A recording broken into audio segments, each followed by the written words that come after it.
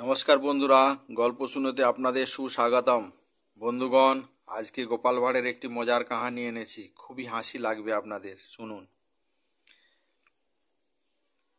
মহারাজ কৃষ্ণচন্দ্রের রাজসভায় একজন লোক মাঝে মাঝেই আসতো। সে লোকটা নানা ভাষায় কথা বলতো। কি যে তার আসল মাতৃভাষা, কোথায় বা তার আসল দেশ, কেউ জানতো না। সবগুলো ভাষাতেই সে সমান দক্ষ ছিল। প্রায় সবগুলো ভাষাতেই সে লিখতে পড়তে পারত। যেমন বাংলা বলতো, তেমনি হিন্দিও বলতো, আবার ফার্সিও বলতো।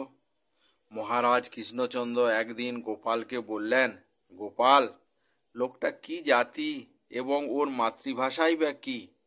তুমি যদি ঠিক করে বলতে পারো, আমি তোমাকে অনেক পুরস্কার দেব। পুরস্কারের লোভে গোপাল আর থাকতে পারল না। গোপাল মহারাজের কথা শুনে বলল, এ আর তেমন কষ্ট কি মহারাজ, আমি দুদিনের মধ্যেই ঠিক বলে দিতে পারবো। গোপালের কথা শুনে মন্ত্রীমশাই বললেন, ওহে গোপাল, কাজটা যত সোজা ভাবছো তত সোজা নয়, কিন্তু লোকটা তোমার থেকেও শেয়ানা, ও সহজে ধরা দেবে না। তখন গোপাল বলল, মন্ত্রীমশাই, আমার নামও গোপাল ভাঁড়। দেখবেন আমি লোকটার আসল পরিচয় বের করে নেব, তারপরই দম নেব। পরদিন গোপাল অনেক আগেই এসে রাজসভার দ্বারের এক পাশে লুকিয়ে রইল, কারণ বিশেষ কোনো কাজে ওই দিন ওই লোকটা রাজসভার আসার কথা ছিল। কিছুক্ষণ পরেই ওই লোকটা এলো। গোপাল বেরোতে যাবার ভান করে আচমকা লোকটাকে ধাক্কা দিল। তখন লোকটা একেবারে হুমড়ি খেয়ে পড়ে গিয়ে বলল, সারা আন্ধা, দিনের বেলায় চোখে দেখতে পাও না?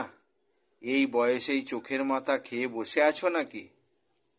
গোপাল বলল, গালাগাল দাও আর যাই বলো, তুমি যে উড়ে আমি বুঝতে পেরেছি। হুমড়ি খেয়ে পড়ে গিয়ে তোমার মুখ থেকে সবার আগে যে ভাষা বেরিয়েছিল, ওটা তোমার মাতৃভাষা। তুমি বাপু উড়ে, অর্থাৎ উড়িষ্যার লোক। লোকটা শেষ পর্যন্ত স্বীকার করল যে সে উড়িষ্যারই লোক। একথা শুনে মহারাজ খুব সন্তুষ্ট হলেন এবং গোপালকে প্রচুর পুরস্কার দিলেন।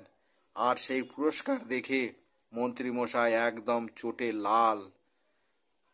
তাহলে বন্ধুগণ, আজকের কাহিনী কেমন লাগলো আপনারা কমেন্টস করে জানাবেন, আর ভালো লাগলে লাইক করবেন এবং শেয়ার করবেন।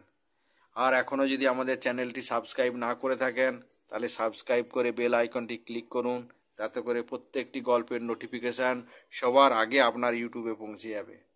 আজকের গল্প তাহলে এখানেই শেষ করছি। জয় হিন্দ, জয় ভারত।